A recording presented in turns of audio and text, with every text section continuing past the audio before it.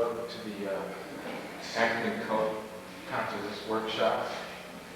It's a pleasure that I introduce to you a brother who I met not long ago, a couple of months ago. His name is Brother Burrell McKelphin.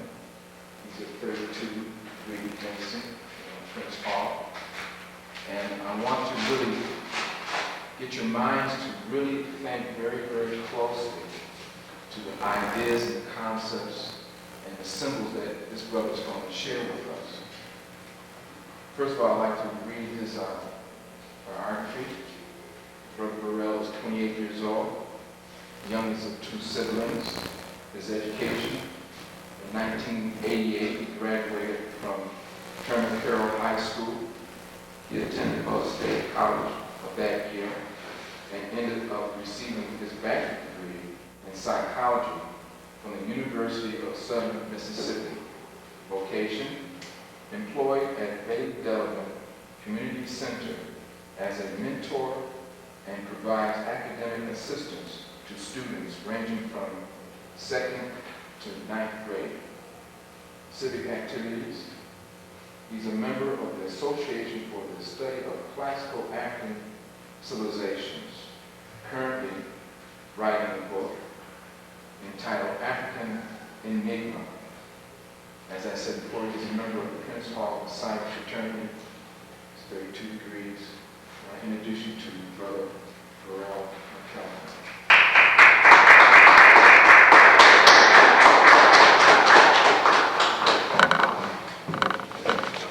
Hotep. Before I begin speaking, I'd like to ask for permission from my elders to speak. Thank you. Before I begin, there's something that has to be understood. In order for me to impart light, one must be prepared to receive it. How one does that is that one must come like a child and with an open mind, ready to absorb the information that is being given. And the information that I have to give tonight is composed of truth. And the thing that you have to understand about truth is that truth is a virtue that is ice cold, emotionless, and non-prejudicial. Truth will step on some toes, it will offend some individuals, and even might hurt your feelings. But if we are humble and prepared to receive information, truth can only be helpful to the African soul. So with that in mind, I'd like to say that Malcolm X once said, history is the people's memory, and man without history is demoted to the level of animals. And at this point in time, that's what seems to be happening with our people, is that we're being demoted to that level because we do not have a knowledge of self. We cannot continue in the diaspora to imitate and ape the Europeans' ways. We cannot continue to organize institutions, supposedly black institutions of higher learning, when we are teaching a European academia. And then at the same time, in a sub-curriculum, teaching African studies through a European system. We cannot continue to form organizations supposed to be called civil rights organizations that are to defend us from our oppressor, when at the same time it's our oppressor that's paying the bills for these civil rights organizations. We cannot continue to form these fraternal organizations under European nomenclatures using European ideologies and thoughts. Right now is the time that we identify ourselves with the African in all aspects. Basically, we cannot continue to call ourselves free and accepted Masons, because neither are we free nor are we accepted. We sit here and we run around breaking our necks, seeking for recognition and legitimacy from the white man or the white Masons, supposedly the so-called Mason, and yet we do not sit down at the table to reconcile with our brethren. This cannot happen no more. To start this off, I would like to give a history, so to lay a foundation as we venture off into some other information which is afforded serious contemplation here. In the history, our African ancestors were grandmaster builders, both men and women. Before King Solomon and before the first Hebrew, for that matter. They were noted for their monumental stone structures which displayed wisdom, strength, and beauty, but also their monumental works in building civilization. It is necessary that a foundation be laid down before venturing further into this subject. First, in the pre-dynastic period, the first Grand Master that I will speak about is Narmer, a warrior Atini, defeated Scorpion Selk for the rulership of the Delta. He conquered and gained the lower land of Kemet, which is the north, and united Upper Kemet, which is the south, with that together, forming a government nation state, the first. Founded Menefer as its capital, which is neutral, which means it does not belong to neither north nor south. And when he had conquered northern Kemet, he did not suppress it like most Europeans would suppress a nation when it's conquered. He cultivated, and the way he cultivated it was by adopting the customs and religious practices, and in addition, he married the princess Neith-Hotep. These acts maintained the union of the two lands, and I want you to remember what I said about the uniting of the two lands, because that's very important later on in this lecture. Not only that, but Narmer was a Grand Master scientist of hydraulic engineering and hydrostatistics. He was able to divert the course of the Nile Dam. And the thing about, and also in the third dynasty, we have Zoser Neterket, first king of the third dynastic period. Zoser initiated massive public works. One of his major achievements was the building of the step pyramid and complex at Saqqara. Saqqara was named after a Neter, or god, which was the god of measure. So his name was Sokar. He had assistance by the Grand Master architect Imhotep. Among other achievements, Zoser opened commerce with the north by sending vessels along the Phoenician coast to obtain cedar logs from Lebanon. Imhotep, he who walks in peace, was a physician, a poet, philosopher, astronomer, scribe, priest, statesman, and architect. Under the direction of King Zoser, Imhotep was second in a long line of architects. His father, Knefer, was the first to build the stone building underground, while Imhotep was the first to build the first stone building above ground. As a physician, Imhotep treated over 200 diseases and understood the circulation of blood 4,000 years before any information on blood was known in Europe. As Grand Master astronomer, he discovered the circumference of the Earth, which is 25,000 miles, by studying the movement of the sun during the summer and winter solstice. It was not until 1492 ACE, around the Common Era, that Europeans discovered that the world was round. After his death, Imhotep was deified by the people of Kemet and Greece as the patron god of medicine. His mother, Kretuank, and his wife, Ranopretpret, were respected as mother and wife of a Neter. Akhet Khufu, Grand Master builder of the Great Pyramid at Giza, with the assistance of the Grand Master architect Ankuf. This monument was dedicated to the Neter Ptah, who was the patron of the architects. Khufu was an exceptional administrator because of the preparation of recruitment, training, and a host of artisans. He made explorations to the Sinai Peninsula, where he maintained a workforce that operated an alabaster quarry at Hanub. Also, Khufu was an author of a religious text translated, the sacred book. Ra Khafre, this Grand Master, builder, erector of the second pyramid at Giza, which was called which means the principal. Khafre encouraged the promotion of arts, and his period marked a time of artistic technique and technical skill. Menakare Kakhet responsible for the erection of the third pyramid at Giza, which was progressively smaller than the other two. He encouraged the development of the arts and made use of them through religious, social, and political means. His temple was composed of symbols that addressed the Neteru, or the gods, and the deceased. Politically, it symbolized the absolute authority of the king. Menekare Net, or Kurti, the first woman to rule as an independent sovereign, she was credited for completing the work of the third pyramid at Giza by adding a red granite casing in the second tomb chamber. Sobek Ka Ra Sobek Nefru, daughter of Nehemiah Ra Hemet III, builder of the Black Pyramid at Dashur, claimed the throne of Kemet because of the absence of a male successor. The queen completed the mortuary temple of Hemet III. She was adorned as the Lady of the Two Lands. Aha Hotep, wife of Sennacherib Tau III, ruled by her son's side, Kamos, until he became of age and was able to rule alone.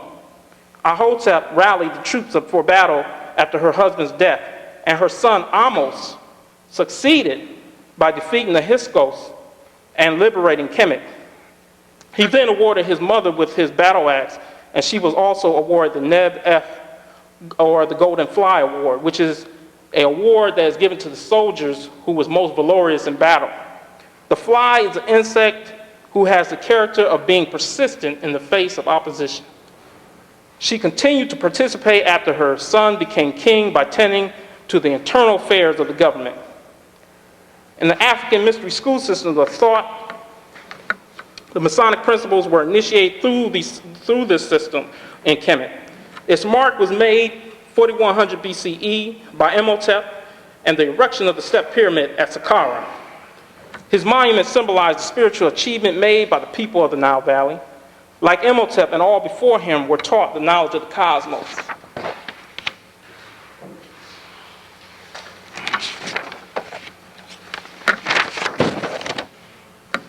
The African mystery systems were schools of thought known as lodges. These lodges received their instructions from the Mother Grand Lodge, which was found along the Nile Valley in Waset. These instructions were called Osirica. The Osirican laws governed the subordinate lodges of Kemet, and these subordinate lodges of Kemet gave instructions to the subordinate lodges of Asia and Europe. The purpose of these lodges, or schools, were to establish a society where people understood their connection to the cosmos and with deity. This African concept was expressed in a later philosophy by the Greeks known as the Sunnum Bonum, and this is the doctrine of the supreme good. But it was the same African deep thought in which one is an act of becoming God-like. The Grand Lodge of Luxor was destroyed by fire in the year 548 before the Common Era by foreigners who were envious of the indigenous Africans' knowledge of the mysteries taught in Osirica, which included all the subordinate lodges. These subordinate lodges was named thus Palestine, or what was known then as the Lodge of Mount Carmel, which King Solomon and Jesus himself was taught the mysteries before they completed their final initiation at the pyramid of Khufu at Giza. Assyria, or Mount Hermon in Lebanon, Babylon, Media near the Red Sea, India by the Ganges River, Burma, Athens, Rome at Elia, Croton, which is the temple of Pythagoras, which he was also taught in the mysteries of Egypt. Rhodes, the Orphic temple of Delphi, Miletus, Cyprus, Corinth, Crete, Kush, or Ethiopia, South Africa, and Zimbabwe.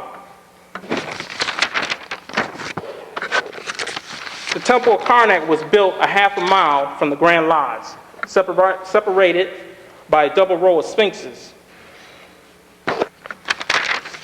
During the time of study, the neophyte, or new in the light as it's called, of the priesthood or secret societies were to undergo a series of severe trials and intensive study. The priest's education lasted 40 years and required total devotion to their work. There were several phases, in which the initiate must complete.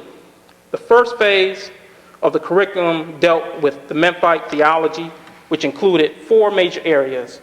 Number 1, it was cosmology. 2, philosophy, social science, the several liberal arts, which is grammar, rhetoric, logic, arithmetic, geometry, and astronomy, and music.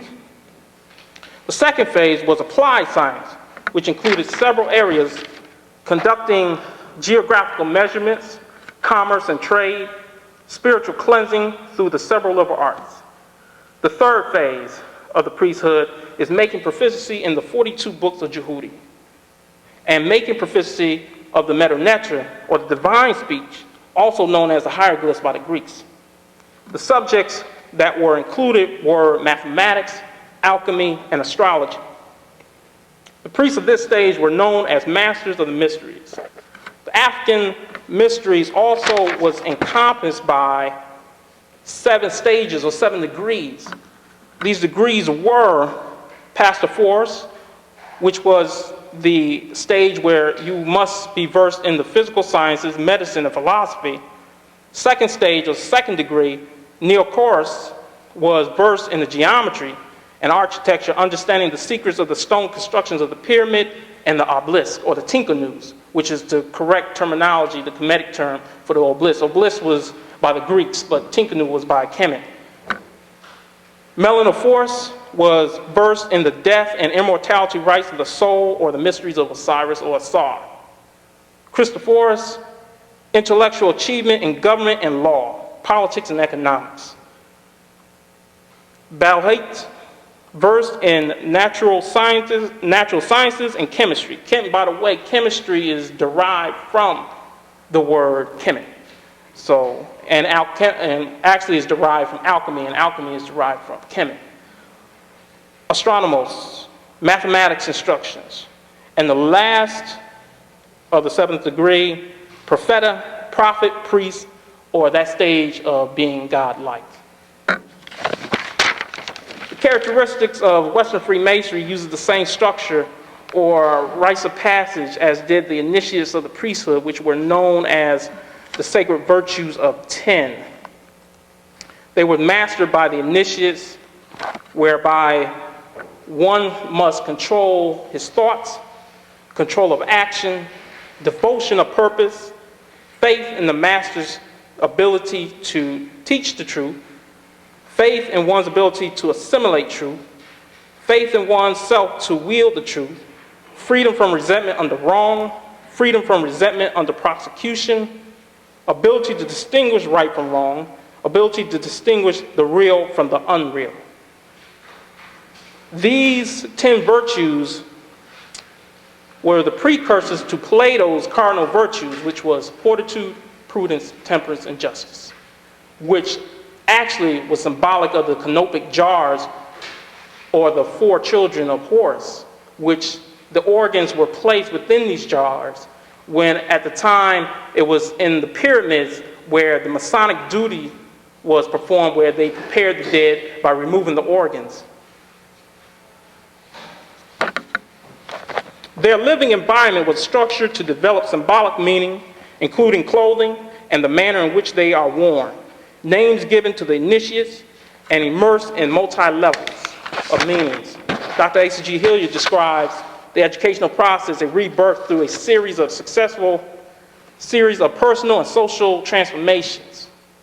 The Masonic ritual of the symbolic degrees are emblematical of the 3 stages of time, which are past, present, and future, which are truly expressed and lies in the stages of human life, which are youth, manhood or womanhood, and old age, which in turn are the triad of attributes, wisdom, strength, and beauty, which are manifested by the delta or the triangle, which emblematically represents deity.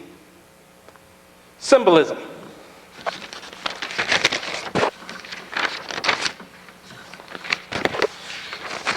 Symbolism is sensitive images that are known within the Masonic order. We can't really call ourselves a secret society for the simple fact we have an emblem that identifies who we are. I mean, if you go to Africa, like Brother Dr. Ben Yosef, he belongs to the inner house in Ethiopia, and those brothers are underground. The reason why they are underground is because they were under persecution by the Christians, the Arab Muslims, and the Jews. And they still are underground, and they still practice the ancient ways of our ancestors, but you will never see that. The only way you can tell who they are is by the way they act and how they carry themselves. Here you will see brothers wearing pins, wearing car emblems, wearing rings, and that's not the way.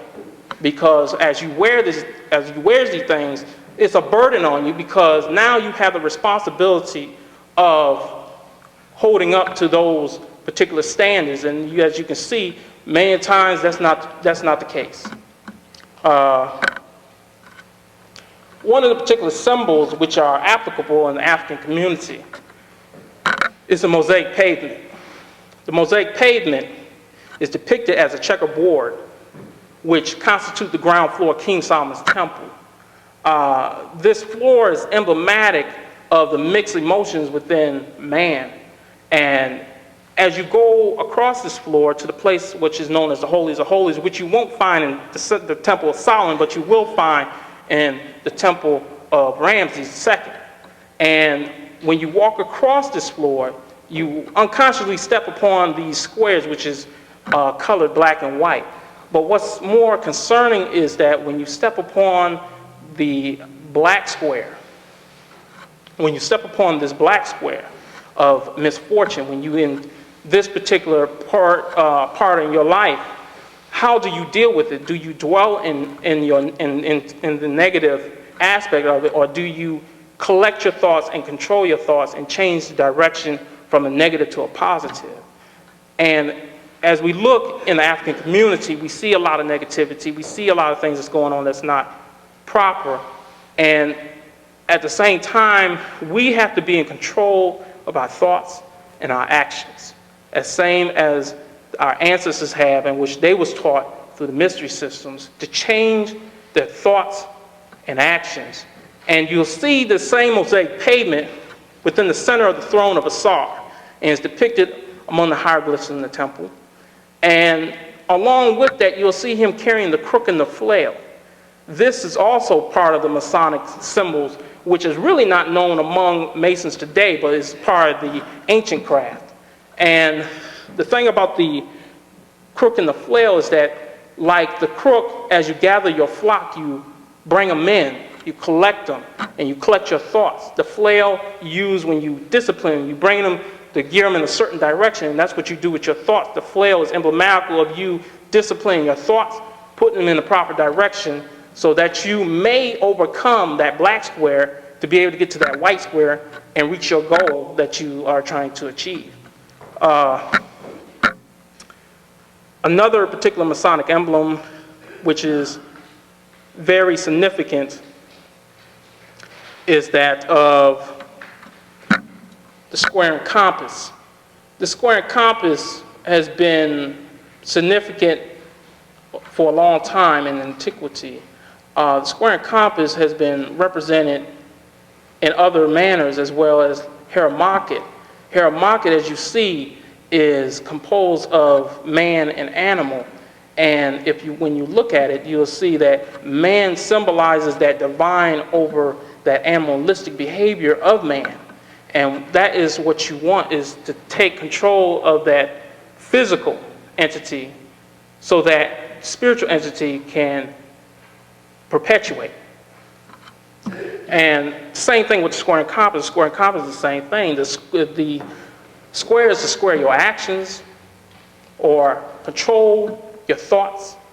By controlling your thoughts, you control your actions. The compass circumscribes or keeps that discipline by containing that. You also see the emblem of dedication, which is a point within a circle bounded by two perpendicular lines. And the point within the circle is actually the hieroglyphic symbol of Ra. The two perpendicular lines represent the male and the female principles emanating or manifesting from deity. To connect with that, you'll see two twin pillars that was supposedly in front of King Solomon's temple, which was Boaz on the left and Jachin on the right. Boaz denoting strength, Jachin denoting establishment. Boaz is described to have a terrestrial sphere of the earth. And Jachin was described to have a celestial sphere of the heavens and so forth. But when you look at it more, it actually was derived from the two tinkanos that was placed in front of temples. And they represent the male and female principles. Boaz, as represented by the earth as strength, you will know in Egyptian theology that that was the Neter Geb. And Jachin, who is the female principle, or Neter, was Nut, who represented the goddess of the heavens. Together they produced the principal gods. You had Asar, you had Aset, you had Seth, you had Het-Heru, you had about five children that was produced out of the male and female. And so you see that they came emitting from the principal deity, which was Amun-Ra. And what you have to understand is that, what is the significance with us, is that we see ourselves, we look at each other, and we see this division in the community as far as how we treat the woman and how the woman treats the man. And we don't show that oneness. And there is a oneness among us. That we're both equal. There's no subordination with the woman. There's no subordination with the man. Both was on an equal plane. If you notice back in history, Queen Hatshepsut, which was known as Kemet Amet Ma'at Kara Hatshepsut, daughter of Thutmose I, taught to rule from childhood, married to Thutmose II. Hatshepsut, after the death of her husband, took the role of king. She supported her claim to the throne by erecting a temple called Zoru, which meant the most select and holy of places, which was built by the architect Semnuk. It was she that created the first diaphragm by crushing leaves of acacia to prevent her from becoming impregnated during her time of rule. She concentrated on domestic affairs. She reopened the mines of Sinai that furnished the gold and turquoise of Kemet, erected her tinkanu, or obelisk as you want to call it, beside her husband's tinkanu at the temple of Ipet Asut, or the temple of Karnak. Another woman by the name of Queen Tai, she was the wife of Amenhotep III, who built the Grand Lodge of Luxor. She was the first Secretary of State, and the reason why she was the first Secretary of State was because her son, Neferkepru Ra Amenhotep, or Akhenaten, neglected to carry on his duties for the government of Kemet. And this, in that particular portion, you will see that here you have mother, or Ma, taking the role of the male, because there's the absence of the male. And she's taking on that role, and she's trying to exemplify to her son what is his responsibilities as a man. And as you can see, Akhenaten was rebellious, one of the rebellious ones out of the dynasty, because he was so obsessed with religion, he forgot all about what his duties was to his people. And you see that today when you look at some of these preachers out here and some of the individuals out here, how they get so in depth with religion and have you so focused on heaven while you're catching hell right here. And so that in itself is a lesson right there. When you have young Akhenatens out here right now that's walking around with no male role model. It's the woman that's trying to take on both. There's no stability. She's trying to maintain stability by being the male and female principal. But it cannot happen that way. You must have a male principal. It does not have to be the biological father. I see this constantly when I'm at my job. Most of the kids there, they either have families that's in the process of being divorced, they have either, it's mostly the mother who's taking care of the child, you never see the father. And you have to understand, everybody come walk around here, they have an attitude, you know, the female has an attitude that she can do all bad by herself. You have the man talking about there's plenty of them out there, but you have to understand that you cannot exist without her, and she cannot exist without you. And that is the law of nature. That is the law of opposites. You find that in all forms of theology. You find that in Taoism. You find that in Christianity. You find that in Islam. You find that in Zoroastrianism. You definitely find that in Kemite theology. And you find that two opposing forces interdependent upon one another. And that is the truth. That is a constant. Now, whether they are harmonious in terms of being amicable, that is not always the case. What is the case is that they understand that there's an acknowledgement between both of them that in order for me to be sustained, I need your existence. And in order for that person to understand, they have to understand their existence is sustained by the other force. And as you can see here, in the temples, in the mystery system, you see the diagram of the law of opposites. You see the various elements, the four elements, air, fire, earth, water, and you see its qualities, its four qualities, wet, hot, dry, and cold. And these are symbolically presented in the mystery system because everything is tied in. You have philosophy, you have medicine, you have mathematics, all forms of subjects which are never separated. The only time they was ever separated when they came into European hands. They start splitting everything up. Europeans show the sense of distinction. They maliciously exploit differences. You know, they see there's a separation. There's no mayat. There's no balance. You see the mutilation of truth. And in the African perspective, it has always been about the oneness, harmony. In order to become God-like, you must have that harmony among things of the living and the non-living.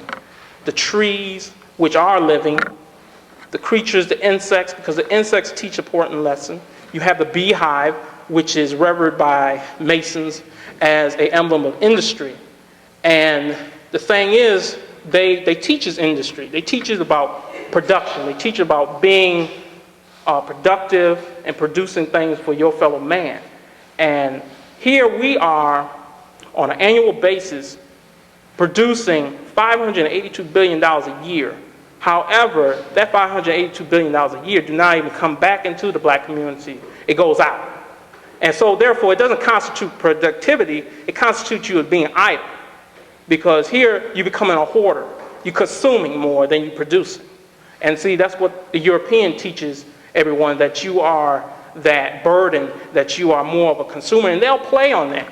You see the kids out here now, you see them buying Tommy Hilfiger and Nautica and all these things that the Europeans make, you know, and so long as it's costing $100 or $200, they're going to buy it.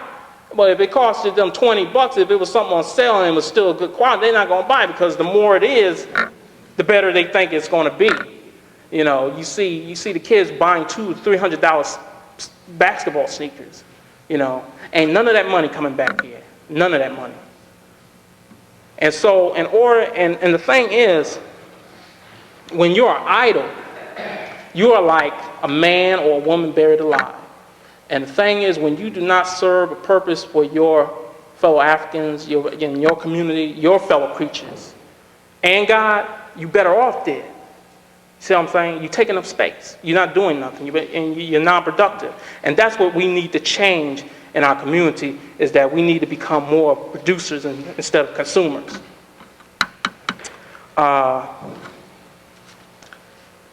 Another symbol that is definitely important is where, in the first degree, an inner apprentice advances on his left foot. And you will see in some of the illustrations there as like Maruka, who advances on his left foot. who is a grand master. And the symbolism in that, the true symbolism in that, is that one steps upon his left foot to tread upon evil so that the heart may go further. And that's very important because us as African people, we must be able to, which also connects with the mosaic pavement. It goes right back to that, because when you are in situations that you feel that is negative, you have to be able to put that left foot first and move on. And by doing so, you once again collect your thoughts and discipline them and change from negative to a positive. Therefore, you can move on and you can press on and you can continue with your life. When you get stuck in a rut, when you feel that someone did you wrong, when you broke up with your girlfriend or something, you feel she done, or you done cheated on her, and you can't seem to get over that situation, and the only person you're hurting is yourself. You can sit up there and curse her out, she can sit up there and curse you out, but it's not doing nobody no good, because you're still not moving forward, because you're stuck, you're stagnating. You can't let it go, and you need to let it go. You have to let these things go. Things like that are insignificant. And you find, and by that, the way you get rid of that is through the common gabble, which is a working tool. Common gabble, the working tool, is where it breaks off the corner of rough stones, the better the fit for the builder's use. As masons, they are taught to use it for the more noble and glorious purpose of divesting their hearts and consciences of all the vices and superfluities of life, thereby fitting their minds as living stones for that spiritual building, that temple not made with hands, eternal in the heavens. That is what you want to deal with. That is what your goal is, to become God-like, to approach the divine in that manner in order to achieve that spiritual goal.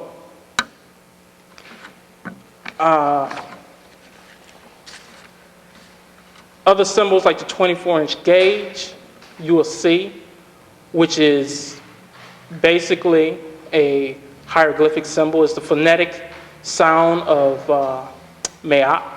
You'll see her with that particular symbol. And with that symbol, operatively, it's used to straighten and measure. Through Ma'at, or metaphorically, we live by the rules of Ma'at, which guide our lives, which straighten our lives, keeps our lives straight, and govern. And those are the true principles that we used to live by. Those are the principles that our African ancestors had. I mean, if you look at the principles of Ma'at, you'll see the 10 Commandments out of those. You'll see out of the 42 admonitions, the 10 Commandments.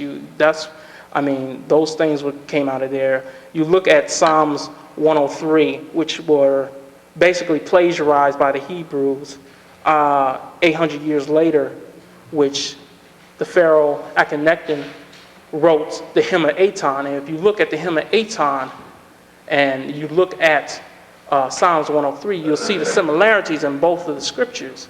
By the book Nile Valley Civilizations by Anthony T. Broder shows that. You should buy that book. Also, the books you should buy is Black Men of the Nile by Dr. Yosef Ben Yachanan, Africa, Mother of Western Civilization by, you will have the book Primordial, Signs and Symbols of Primordial Man by Albert Churchward. You'll see in those particular books the information that I am explaining to you today, and plus more. So a lot of the illustrations that you see in that pamphlet or that book that I have given you, some of them I have not gave reference to because that is for your personal research. I feel that I'll do you an injustice by sitting here spoon-feeding you all this information without you having taken the initiative yourself by placing that left foot in front, taking the initiative to explore this information. And what does it mean to you? Because in Masonry, there is no right or wrong answer. When you look at Masonry, the Masonic literature, I've been down south. When I was attending the University of Southern Mississippi, we had about approximately 200 brothers on the yard. And when I was down there, the type of conversations brothers would come up to me and hold in regards to Masonry, it came from various ways. I mean, brothers had, it was not just strictly from the ritual or strictly from the literature. They came with their own perception. And those things is not saying that they're right or wrong. It's just a matter of their perception. And that's what it is. And that's what it's always been to the people. And the thing about that is that we sit up here and we call whatever we call secrets is not even a secret. I mean, you are taught the liberal arts and sciences in what we call the universities here, which was taken out of the first university, Luxor or Waset, which comedically it means sceptor, the center. And we have to get back to these things. We need to construct organizations, societies that identify with us 100% African. We need to use the African language. We need to use the African customs, the stories, the allegories that refer to us as Africans. The organization that we have today, they seem to lie to themselves about promoting Afrocentricity, but at the same time, it's basically just European organization with black faces. And basically, we need to stop urinating in each other's faces and saying that it's raining. Because that's what it really is about. In order for us to move forward, we must look at our history, our philosophy or deep thought, the religions of the ancients or our ancestors. We have to look at those things. You might not agree with them, they might not be a part of your life, but however, I think we all have an obligation to look back at those things. I mean, we take so many oaths these days in fraternities, in our civic jobs. All those oaths is taken under the Europeans. We take these oaths, obligating ourselves to the Europeans, but where is our obligation to our people? When do we form an obligation among ourselves that we will protect, aid, and assist our African brothers and sisters? This is what we need to do. These are things that we need to look at. But I would just like to say that I'd like to thank Brother Amin Ra for his work and doing the illustrations. He did a fine job. He committed himself to putting the illustrations together. We sat every Saturday. We got together, sat down, worked on the information, looked at all these videotapes. Also, I'd like to thank Brother Asar Africa for turning me on to so many books and information from his store.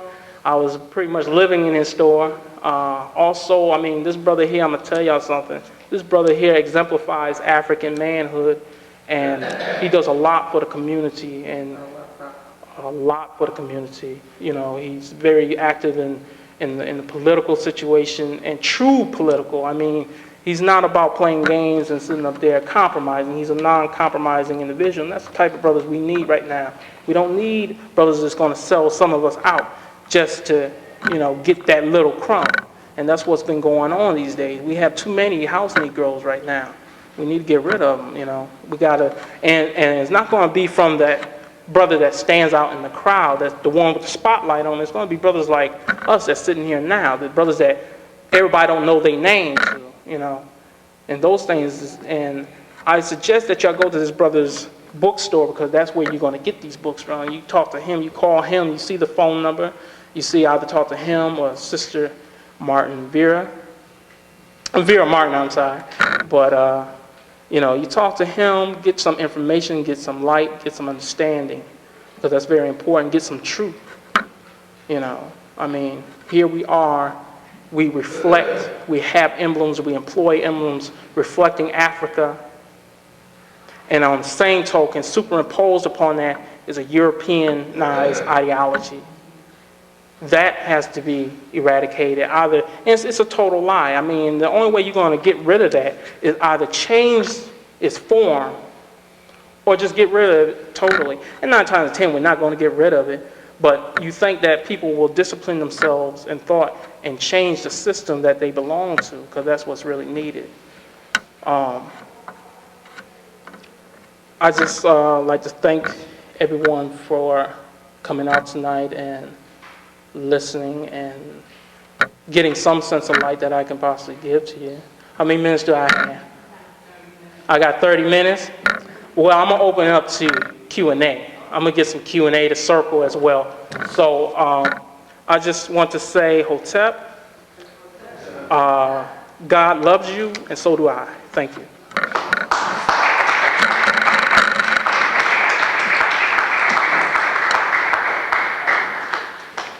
Is it Q&A now?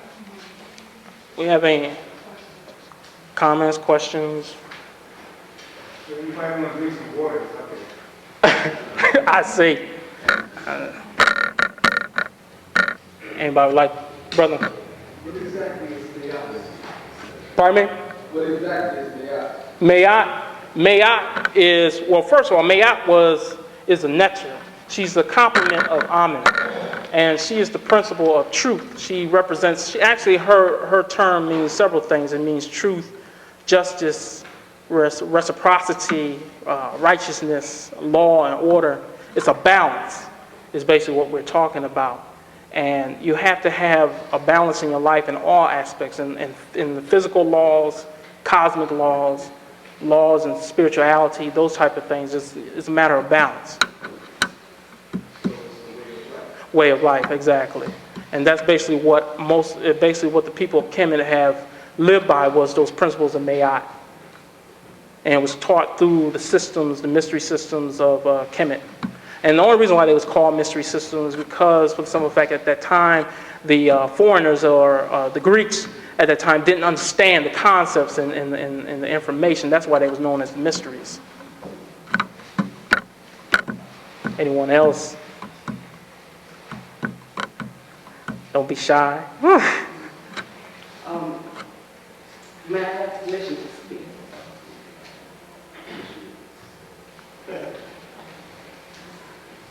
I apologize for being late. Could you give me a brief summary of the castle? I see air, fire, and I imagine water. Right. And earth.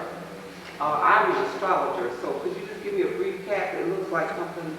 Well, basically, this is the diagram for the law of opposites, which in the mystery systems, in the African mystery system, this was taught as far as under the sciences in regards to the laws of nature, the opposites, and how they react to one another and what they produce out of that. It's the same thing with male and female. You cannot produce anything with another female. Nothing is going to come about that. Men too. But see, the Greeks seem to have got that wrong, because the main thing they practiced was homosexuality. So there was no sense of Mayat there. There was no sense of the principles here that we see. So you say that was a way of life for them? This was used as a part of the sciences and the allegory, showing a spiritual connection to this, as well as the science, as well as the natural sciences. So it was an intertwined thing. There was nothing separate. They didn't use this as, okay, this is science, and then at the same time, in another room or whatever, they showed the spiritual. They showed you the connection in both at the same time, simultaneous, that oneness, and so forth. And astrology played a major part in that, as far as the zodiac signs and so forth. What sign are you? I'm a Cancer, so. I just wanted to add on a little bit to what you're this is about that diagram right there. It was used, in fact, all of the initiates had to learn about that. It had to be impressed upon their consciousness, because, as the brother was talking earlier about alchemy and how nature is divided into different elements. In order for the initiate, because when we study Egypt, although some people don't really come to grips with the fact that they practice magic, in order for the initiate to understand the nature of how to manipulate elements, they had to have impressed upon their psyche what constitutes, the object in nature. So I just wanted to add that. Anyone else? I guess.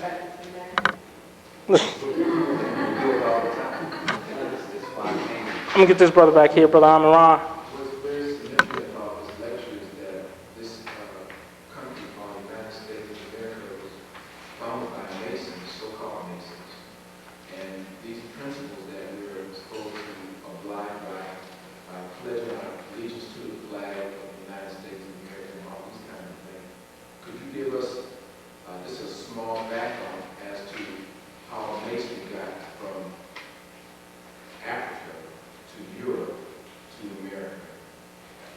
Well, basically, we know that under the Osirica, or the Grand Lodge of Luxor, they had subordinate lodges of Europe and Asia. So the European lodges were of Greece. And over time, they made their way to England, Scotland, and Ireland. And these Europeans at that time took or selected particular information and used it, in which they covered it up to call it the Holy Grail, which was nothing more than dealing with the melanin. That's what the symbolism was. It was dealing with the melanin. They were trying to understand the secret or the mystery to our blackness. And they used that information to try to conquer portions of Asia and Africa. And at the time of the colonial period, you had a lot of the British occupying North America, and a majority of the people there were part of these societies. People will say the general history, or by the Europeans' perspective, they'll sit up there and say that the beginning of Freemasonry began in Europe during the medieval period when building the cathedrals and so forth. But we all know that the first stone structure was built for 4100 BCE by Imhotep in Saqqara. So, I mean, that right there is pretty much just knocks that out of the box. As far as being in the United States, you can see the structure of the government broken down into three branches. You have your legislative, you have your executive, and you have your judicial. Those three branches symbolizes the three principal officers of the lodges, which is the worshipful master, the senior warden, and the junior warden, because it's the worshipful master is the legislative. He is the governing officer. He rules and runs the lodge. The senior warden enforces what the worshipful master has to lay down.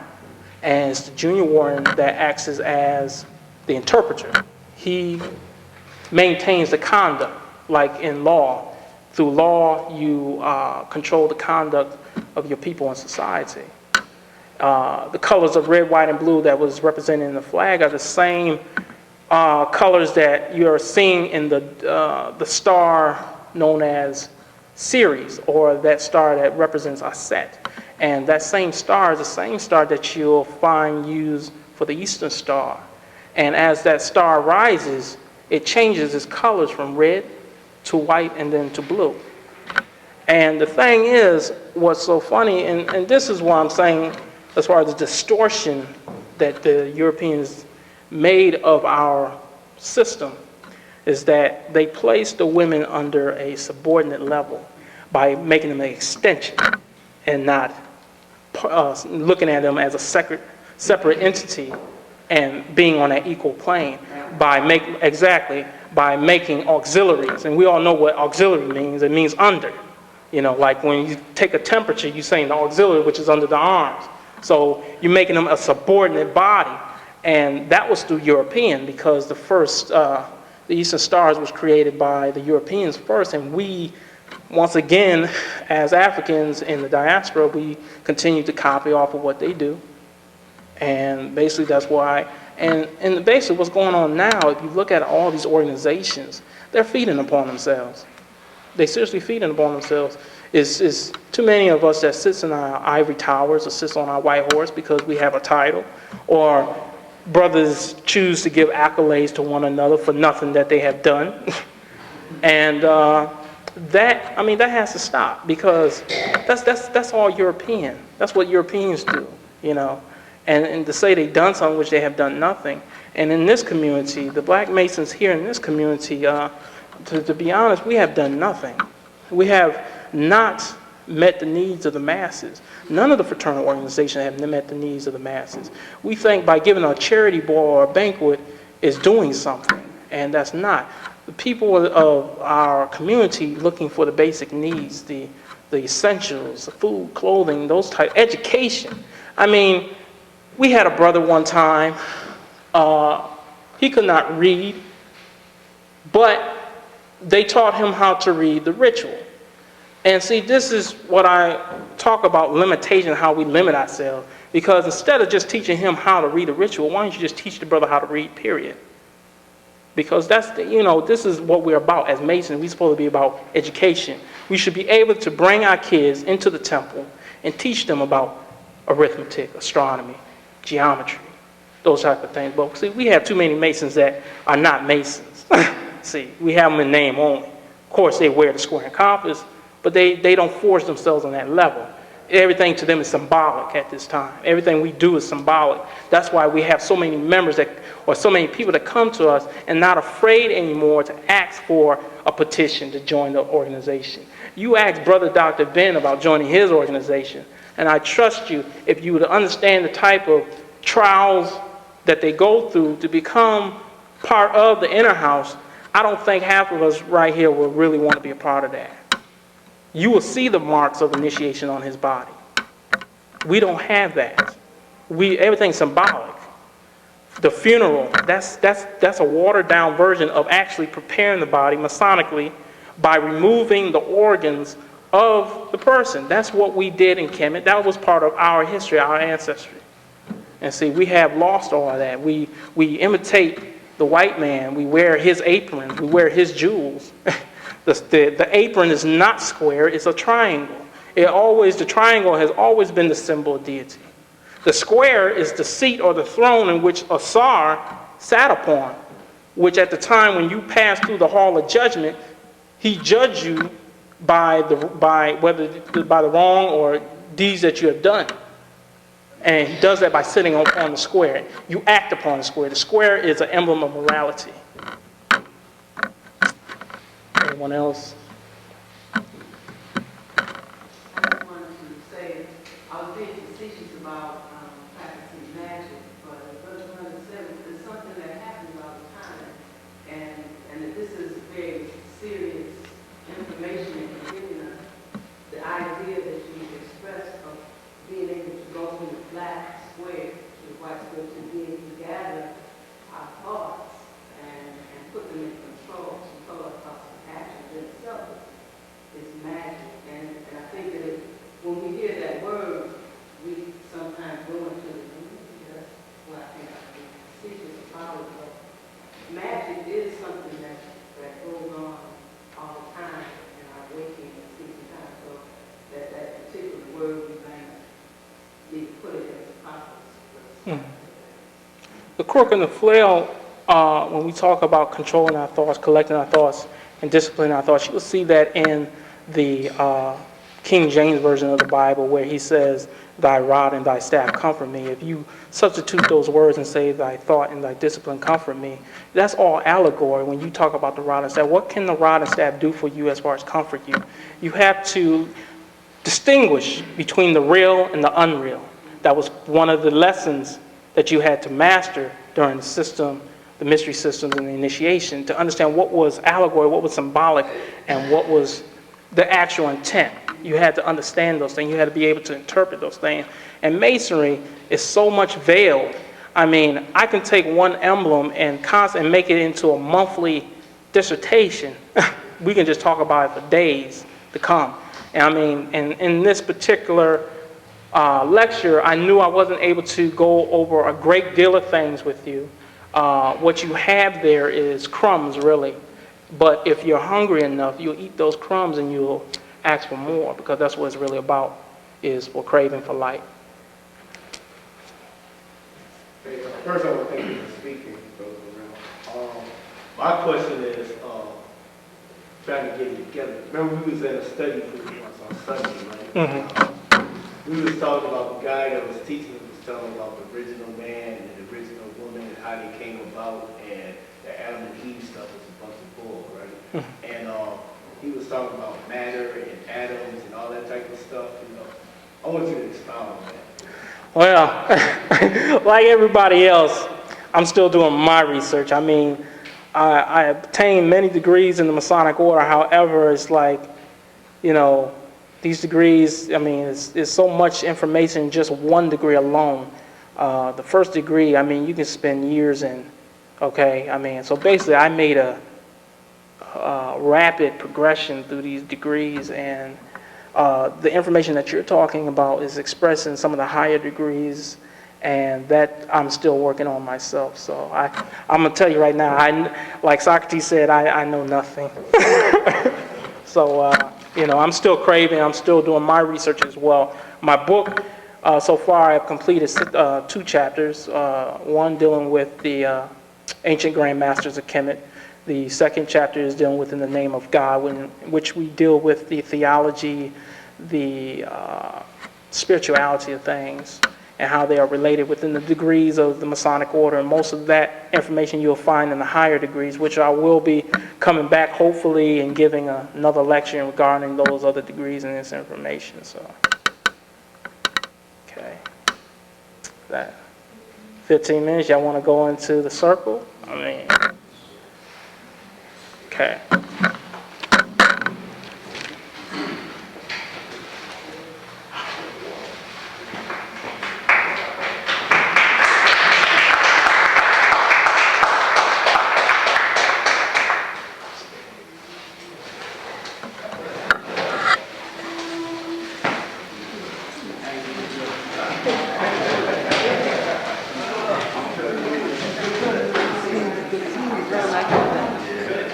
We got plenty of time.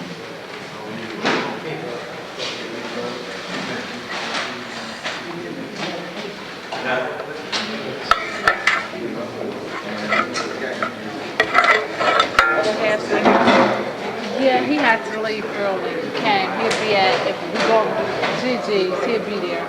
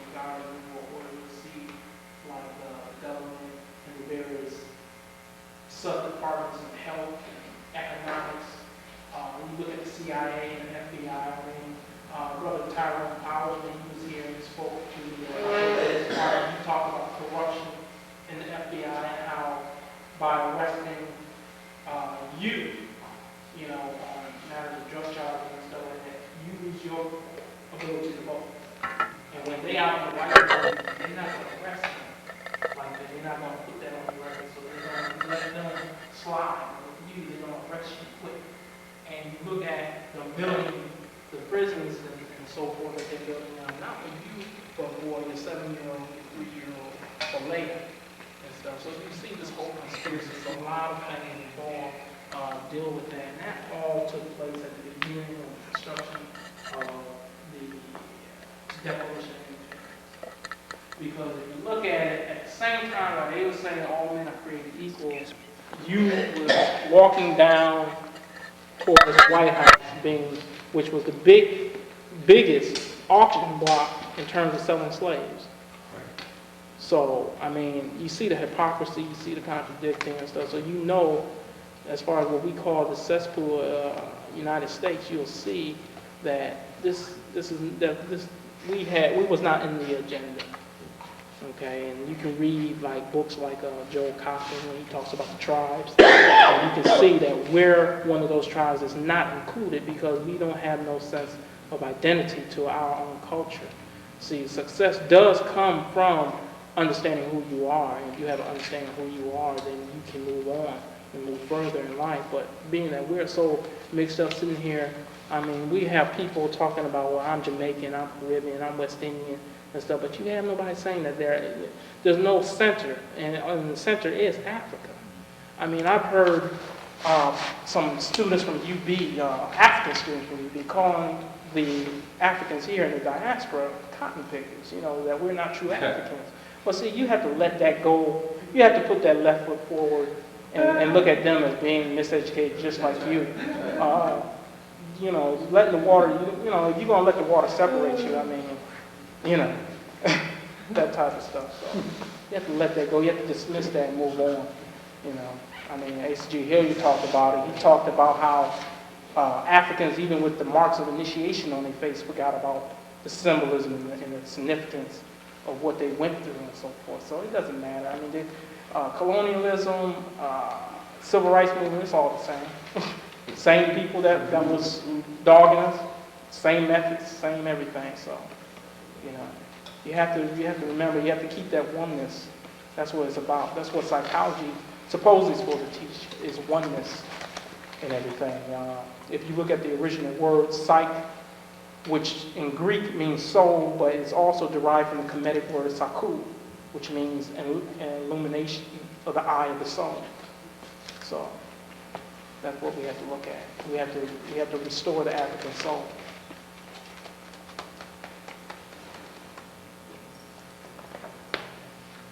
Yeah. Yeah, my name's Mark, and I'm still concerned about a little bit about Freemasonry. What exactly is Freemasonry? Well, the definition of Freemasonry supposedly is that it is supposed to be a system of morality veiled in allegory and illustrated by symbols.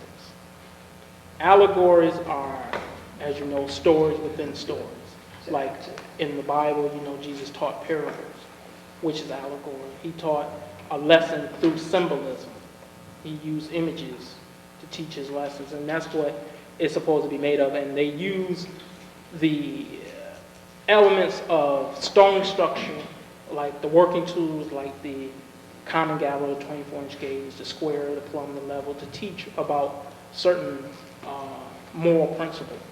And that's what Freemasonry is made of. There's a lot of allegory, like the beehive, which is an emblem of industry, teaches you to be industrious and never leaving your fellow creature and want when in your power to relieve them. Those type of deals. You'll see that same information given through the Kepler, which they use through etymology as well, as far as Kepler in terms of rebirth, enlightenment. They also labor because they're known as the dung beetle, in which they roll their eggs. They labor to produce their new creatures and stuff. So they are actually doing labor as well. The insect has always been a labor, an industrial species. And when you look at the ant does its job. It lives to do its job. And if Africans had that same type of characteristic in which we all live to do our job, I mean, we will be some type of individuals. You see. Well, my name is Vanetta, and I like what you said about the only way you can tell who they are is by how they act and how they carry themselves. And I'm in a sorority, and a lot of times when we can, when we examine different sororities or let's say or fraternities and the members in it, there's more emphasis put on the paraphernalia, pins, things like that to identify. And there's no social or moral connection to it. What makes you of this? What is it about yourself that makes you of that? It's became very, very superficial. Far as well, we have a common goal because we work together on this. And it's just focusing on that particular common goal, and it doesn't go much deeper. And then a lot of times, fraternities and sororities that are geared towards African people, have African members, they do some things, but that may credit the ancestors, but it's still goes back to, they take it back to when there was still a contact, when we came under European subjugation and things like that. So my question is, how could you or me or anybody take this to them and say, because there's been so many years of tradition laid there, and say, look, this is the real, how Well, myself, I was part of the Greek Letter Society when I was in school as well, back in '88. And I was talking to a brother from DC last night. He was a member of Phi Beta Sigma, and he pretty much had that same thoughts as I do about certain things. But the thing he had told me and talked about was that it has to start within. Me being on the outside, I can express these things, but see, most individuals who's found in their comfort zone is going to look at me as the enemy because I'm on the outside, I'm not on the inside. But see, it has to come from the inside of a system. And like myself, I'm coming from the inside of a system. I'm not from the outside. You hear a lot of speakers who've never been a part of the Masonic order speaking about the Masonic order. And even though I'm not saying the information that they disseminate is not correct, which is definitely correct, 100% correct, but you look at them as the enemy. Majority of the members in the system is going to look at them as the enemy and disregard. Right. But when you come from the inside, when you have a person from the inside disrupting the foundation, is a whole new story. And that's where it has come from. It has to start with the person within, and it has to start with those individuals. So that's how is what I would pretty much express today. It has come from those people. They have to make the initiative. And what words of encouragement would you give an organization that's trying to promote what you? I think people, particularly like the Greek letter societies. That's not Greek letter. Okay. Mine. Okay. Mine. As far as I'm speaking in general here, the majority of the college fraternities that we know is the Greek letter society, and we know, and I know personally, majority of the membership, the general membership, barely knows Greek history, let alone African history. So basically, all they're doing is assimilating what has just been taught, through their traditions and customs, and that's it. But and basically, all I can say is that they need to do the research. They need to take the time and look at what they're really dealing with, because that's the only way you're going to understand is that you have to, like I said in the beginning, truth is going to either make you lose your faith or it's going to make you gain some. One of the two is going to do something for you, and you have to be humble, and you have to be willing to listen and absorb the information that has been given, give it some serious contemplation. Brother Africa, I'm going to be really brief with my comments because I know there are a lot of other people that are waiting to make comments. I'm so happy to hear you bring out some of this information, because I think what happens a lot of times when we get into African thought, we want to move entirely away from what we call materialism, and we just want to be strictly spiritual. And I think that one of the things that you touched on in a couple of different points is the idea that in the African system that, I think you said in the applied sciences, the second part of the applied sciences, the second was commerce and trade.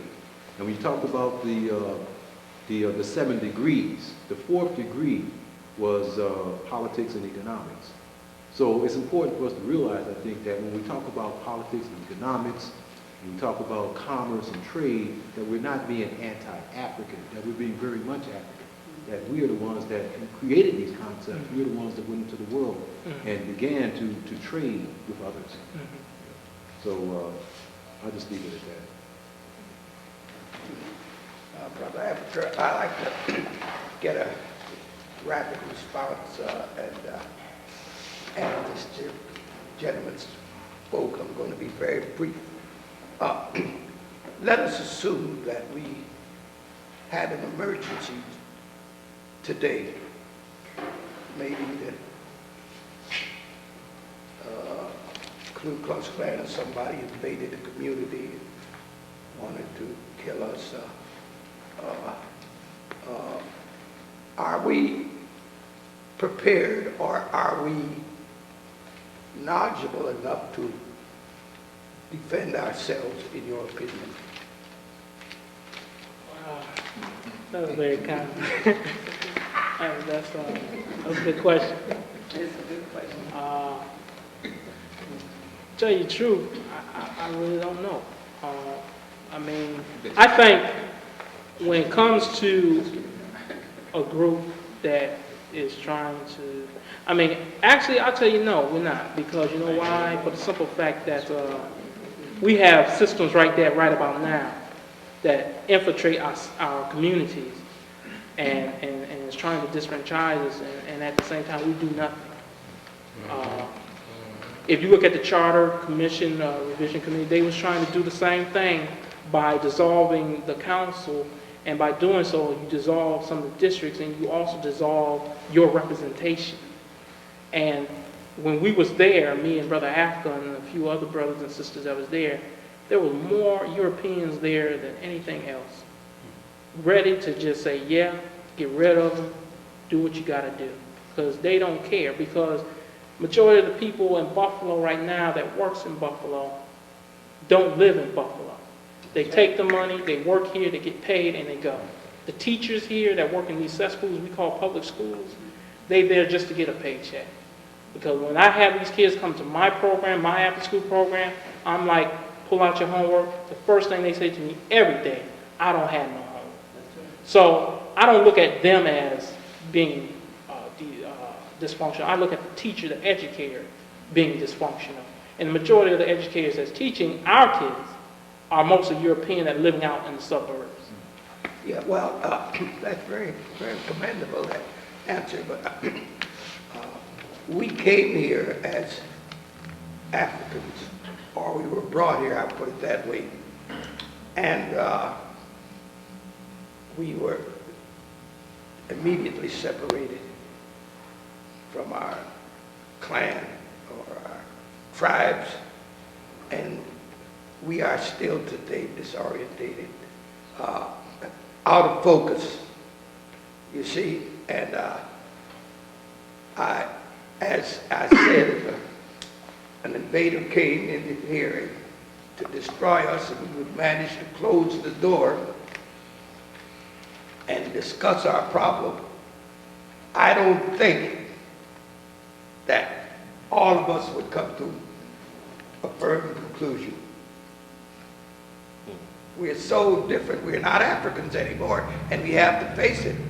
We're half Indian, half white. We're some of everything that we didn't intend to be, and so we would have different thoughts.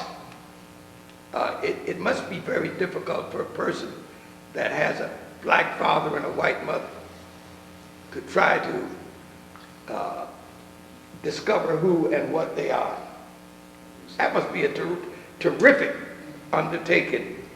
And, you know, and then there's the Indian that has married into our group, and they have this proud, fearsome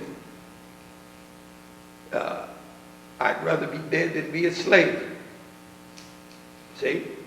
We have so much of that going. I'm wondering just what is our future, in your opinion, as a mongrelized people? Just where are we going from here? Well, my personal opinion is that, number one, when you look at human history, you're pretty much looking at African history. Well, I'm not going to keep this going too long. I'm just going to say that when you read and study the history of civilization, you can pretty much come to a better understanding of what's going on and see that we are African. And there's no if, and, buts about it. It's either to be African or not to be. You have no other choice. Well, that was a very good speech. I really appreciate it. I have one or two questions. One of the questions is, don't we need to establish schools? I ain't talking about this public school system. I'm talking about schools to teach the particular things that we need to be taught. And we could teach it under the realms of philosophy. This nation here, 200 years ago, was started by a group of men who formed a philosophy society. And out of it came the Declaration of Independence, the Congress, and everything they talk about as being American. We have to do the same thing. And don't we need secret societies? Neither thing. As well, we've been had secret society. We had the priesthood. The priesthood was equivalent to that.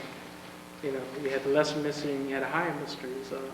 Those higher mysteries, but it was not that you could not attain those mysteries. It was just the fact that they was put in that particular system. So I agree 100%. I see everything that we've been trying to do for the past couple hundred years has not been of a significant disposition. It's all done like out in the open, and our enemies are very secretive. Everything they do, but right now they're disrupting our particular communities because we are open and made privy. We allow anything to come into our neighborhood and operate, and we do nothing. We don't even open our mouths.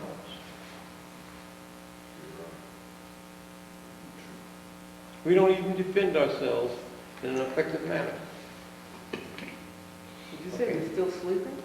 We're still sleeping? Oh, sleeping heavy. Sleeping deep. We're a giant, but we sleep. Brother Cook? And then we have to be conflicting ideology. That's why we can't come together, and that sparks conflict. We have no law, we have no order. Even amongst the Africans, there is no common order. So my question is, even though I know Oh, I'm brother, jumping we're going to continue with the circle. Brother Cook. You got to fast forward. Bob Cook. I guess I am interested in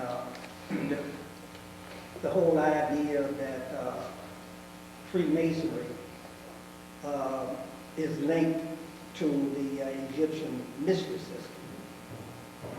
Most of us, I suppose, at one time, if that isn't still the thinking today, that Freemasonry did come out of Europe.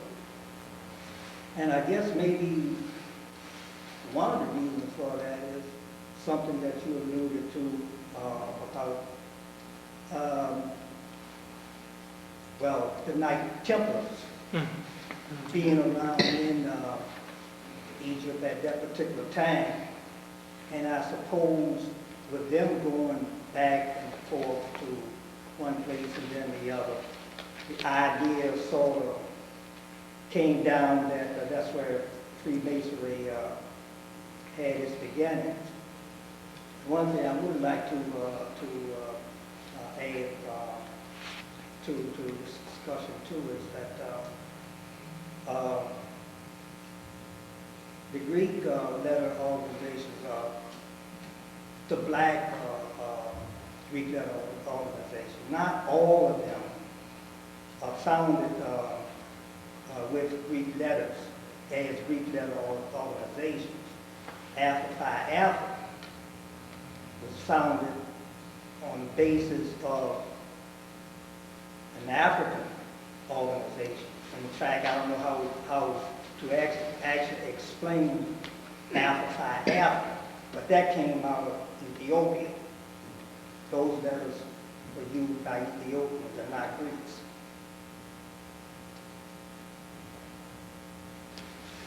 I did. I enjoyed your lecture. Finish your book. He's good.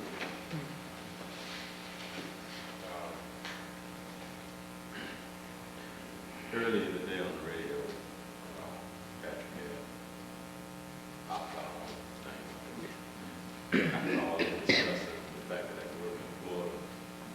And my family, right now my stepfather is the CEO of the only bank in Orlando, Florida. I grew up in a business family. We're talking about the beast. The beast has no understanding. His first rule, the guy that called before me was talking about how they operate. Everybody knows that the military comes in first. It's all about a gun and force. We're talking about something that has no understanding. The only thing they understand is kick your behind, orders later, after they kick your behind. This is how they operate. You're dealing with the beast. As a kid coming up and watching this guy open this orange juice company out in Florida in the mid-60s, this company was called John John. My father being an inspector foreman, me being young at that time and watching how they operated. This guy has established himself pretty much within the European community. He was voted a small businessman of Florida during that particular year. But what I saw, I remember one night my stepfather jumping up about 2 o'clock in the morning, leaving out. I went to my mother and I said, "What's going on?" The plant was set afire. It was a known fact that it was sabotage involved by the Caucasians in the community to get rid of this guy. But I've had other incidences with people inventing things.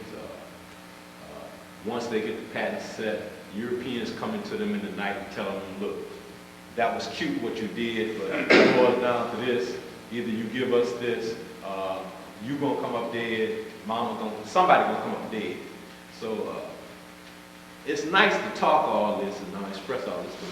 The bottom line is this: they come military first, kick your behind. So as much as we talk, it's gonna boil down to a day where we're actually, and that's what that Bible is talking about, we're gonna have to actually deal with the beast. And the only way you can deal with the beast is you're gonna have to kick his behind. Now all this you talking sounds good, but I'm telling you, the beast don't understand nothing but kicking his behind. Because if you don't kick his, he's gonna kick yours. And when you kick yours, the orders go like this from now on. No understanding. Kick your behind, the orders go like this. So we can talk all you want. I'm telling you, I know how they operate. Amen. And that's just how they operate. Kick your behind first. That's the first rule. My name is Zin Whitehead, and some of the things that you have said about, the real and unreal, it's a very true thought, because the European has so much magic until you become inferior to yourself. But I think the whole key is to know oneself and try to know those signs and try to understand what you are being in, the boiling pot. Knowing when to get out of the boiling pot when it's hot, and knowing how to control those elements. Once you be able to identify yourself and knowing what you're in, what vicinity or, what type of environment you're in, you'll understand your environment by going into oneself and projecting those values that are already inherited. Because we are the predecessors of our forefathers, and all that knowledge is within, but we have to be able to know ourselves and identify the times and the signs. And astrology, it never changes. Maybe new elements may, trigger off because of the splitting of atoms and things like that. And the European knows when you split an atom, you change the environment and you add something else with the elements to deal with. And once you know all the ingredients that made this atom, then you can deal with some of the things and solve your own problems. And then you can trickle down that knowledge to your youth. because the youth is the beginning and we are the end. So therefore, we have to try to cultivate our legacy and get control of our families. But we have to get into ourselves and become as a child of nature. And if you deal with nature as you see it and as you live with it and being close to the ground, because that's what the white man wants you to do, to be close to the ground, but he's not understanding that you are learning these elements that has created you and keeping in memory to know those signs so that you can be able to know the forecast by your feelings, by your spiritual guidance of angels, wind, fire, as you say, all of these elements, but we have to be able to identify. And then we can be able to unify within ourselves and share that glowing light of others that wants to come in and share that unification. I enjoyed the lecture. I enjoyed, working with Brother Burrell, and this is quite important because the whole status of this country is based on masterminds, and that's what basically makes business about. It's about developing masters. And we used to use these names, these words for each other, Mr. This, Mr. That, Miss This, Miss That. We don't use that anymore. Now we're on a first name basis, we're on a chum basis, we're on a friendship basis. And we've lost the idea of what a master is. Free Mason, free mind. That means, if we go back to the concept of commerce, as the brother was talking about, we all should be craftsmen. There's no way about it. We need to learn how to work with our hands again. We can work with our minds. It's good to be able to expel, distill information and stuff, but we also need to do very basic kinds of things. We're also working with a force that's greater than ourselves, too. We don't look at the European as the all-encompassing thought, because he goes to the bathroom, he has diarrhea, he has cancer. In fact, let's help him more into his cancer. Let's help him more into his melanoma. Let's help him more into those things that are destroying him right now at this time. We've been on this earth as individuals, as I see you, for millions of years. What kept us on this earth for that long period of time? And we went through tremendous catastrophes just based on earth. But learning our history showed us that we always will be here, no matter what. There's a mystery about ourselves that we don't really understand. And I want to keep emphasizing that we need to be craftspeople, because all this concept about building the temple physically, spiritually, is based on the mind and what we can do with these hands. Have we asked ourselves, what can I do with these hands? This is specialized tools that we have. And we use them only for digging in our ears and our nose and simple things. But magic can come out of these hands. We have to believe it. As soon as we believe a negative thought, then we might just go to bed, go to sleep, and forget about it. Because you've got to have struggle. We have to overcome that so-called black square in terms of the negative what black square means and come into the light. But we can also reverse that too, because the true power is in blackness. When we go to sleep at night, we have no limitation as to what we can do in our dream world. There's the answers, but we're taught to fear blackness. We have to reverse everything. European sees himself as the white light, the white brotherhood, the white this, the white that. But for us, back in the 60s, we knew that white sugar does what? You see what I'm saying? So, if we can leave here with the idea that each one of us should learn and craft. We got people here who are craft people. Connect yourself with a craft person. Learn something. I don't care if it's sewing. Learn how to darn socks. I don't care if it's learn how to fire a gun. Whatever it is, it's all going to be at one day. We're going to be using this. And it's going to be a catastrophe happening. As we know that this whole scale of Y2K, can we know how to make fire? Do we know how to get water? Do we know how to purify water? Do we know how to find food in these so-called lots that's growing food every day? Do we know this kind of information? We've been miseducated. Contact with your grandparents. Ask them, Grandma, when do you put a seed in the ground? it starts getting with our elders and getting them to talk about how it was in those days. They survived right in the white man's kitchen. In fact, they were the ones who poisoned some of those folks too, with the magic. I have you. Thank you. Hotel, my name is Zoe. I thoroughly enjoyed your discussion tonight. I thought it was most informative, well organized. I learned a lot. And I thought it was most enlightening to a subject that has been mysterious to me here tonight, and personally myself also. I like the fact that you brought out how things were seen as equal, like man and woman. You know, that there is a law of opposites, and that the two cannot do without one another. Like with the examples of the queens that you presented to us tonight, that not only were there high priests that they studied for 40 years in the Kemetic Egyptian mystery school, but there were also high priestesses, you know, and it was all equal.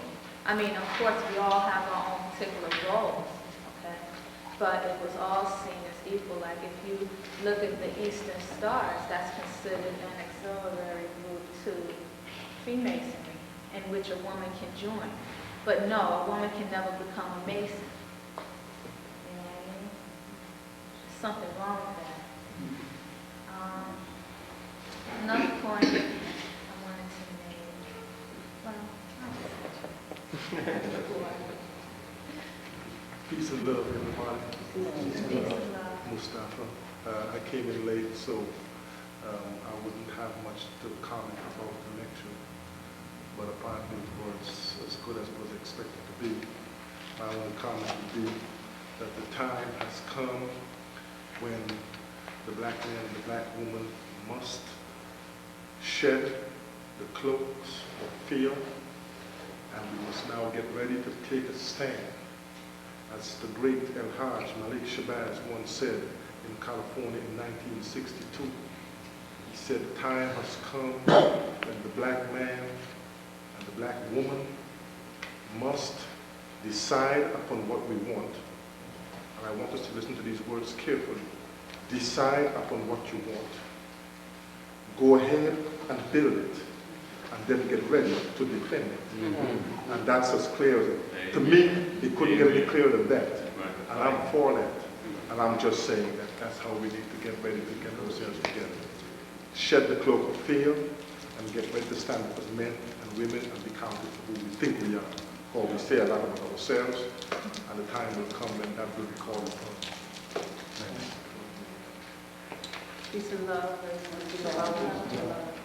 I think that that word of fear is really the determining word between deciding between the real and the unreal. You have to get over that little cloak first before you can find what's real. And I enjoyed also information shared, and it's helped me further in the little that I know. I want to make a comment on this one brother's question about the mongrelness that we had in our group, and being a black and white parent, although my parents both were black. I know my complexion is so light that it's been something I've carried with me for, since I've been in this body, dealing with complexion. And the kind of topics of this evening is one that lets us know it's about the light. It's about the light that we have and the consciousness of that light, so that, don't be fooled by somebody that's as brown as my brother here, that you might think he might not have the consciousness that you want. You might be thinking just because of somebody's complexion, they're not thinking the way they should be. So that shouldn't be there shouldn't be the main criteria for making a decision on that. And I spoke on that because it's something I've dealt with all my life. Yes, peace everyone. My name is Yolanda. I appreciate your discussion tonight, and I think you highlighted some very important things in regards to masonry and its Egyptian connection that people need to understand. It was something that I had wanted to say earlier about pretty much where we are at right now. And I remember a statement that one of my brothers had told me, and in fact, he was one of my teachers, Hakeem Shabazz, you know, and he said that black people have too many conferences. We have too many meetings, and then when we get done with those conferences and those meetings, nothing ever really comes out of it other than a feel-good type of thing. So at this particular point in history, I think that we should be looking more at how we can take what we know and apply it to developing something, building something. I heard throughout the circle, fear seems to be what